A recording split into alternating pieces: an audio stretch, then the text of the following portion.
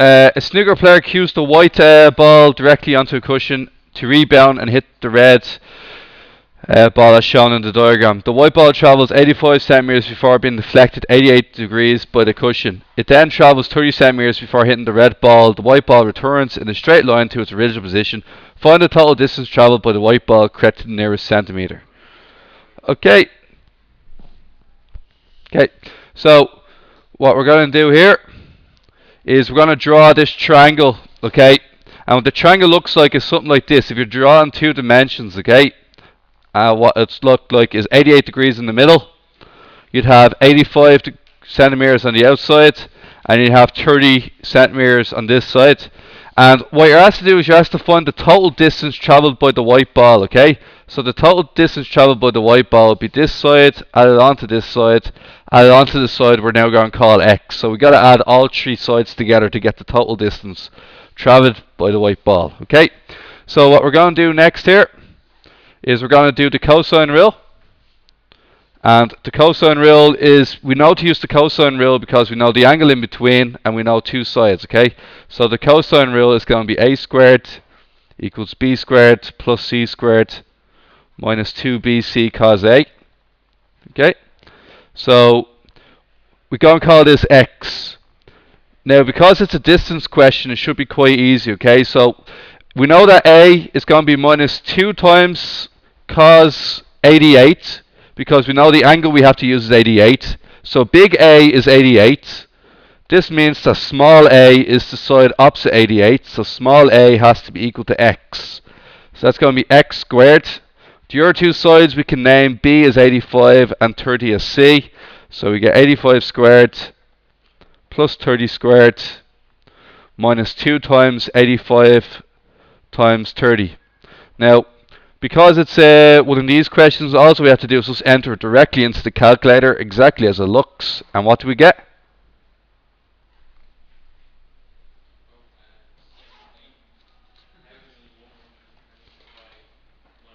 Shall I call it louder there, please?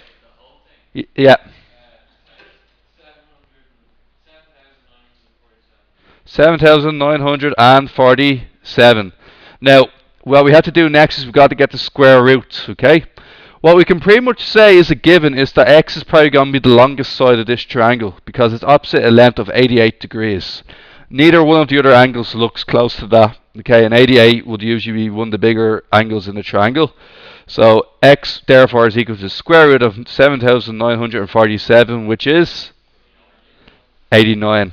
And as proven, it is the longest one in the triangle. Now that we have to add them all together now, so we're going to get 85 plus 30 plus 89.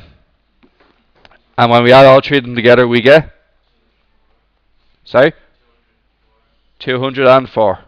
So 204 centimeters is the total length. Okay.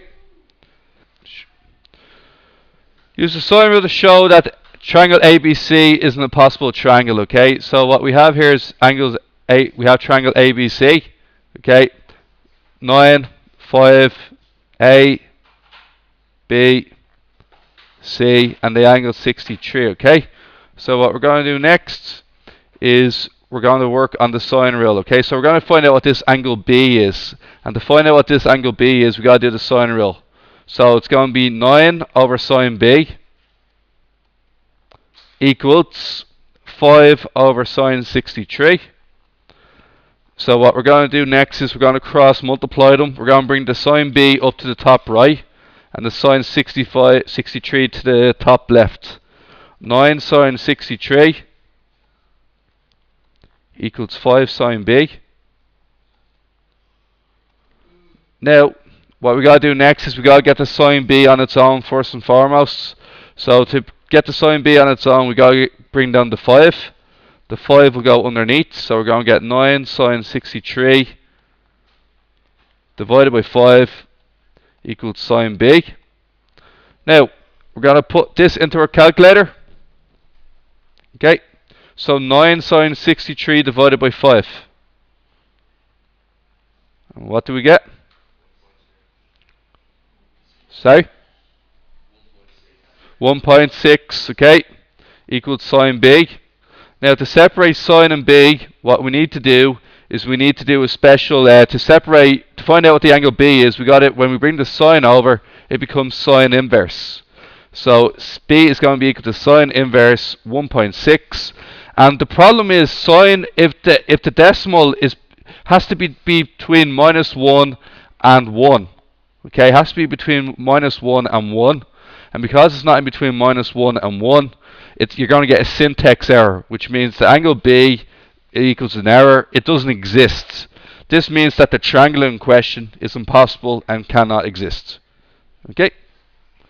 Now, you might want to look into why the triangle can't exist. What you need to do here is you can look at the question. Alright? If the 63 is opposite a length of 5, this means that the angle B has to be a lot bigger than it. And what we can see from the bottom here as well is that the 9 isn't the longest side in the triangle. Therefore, this here is an impossible triangle. Okay?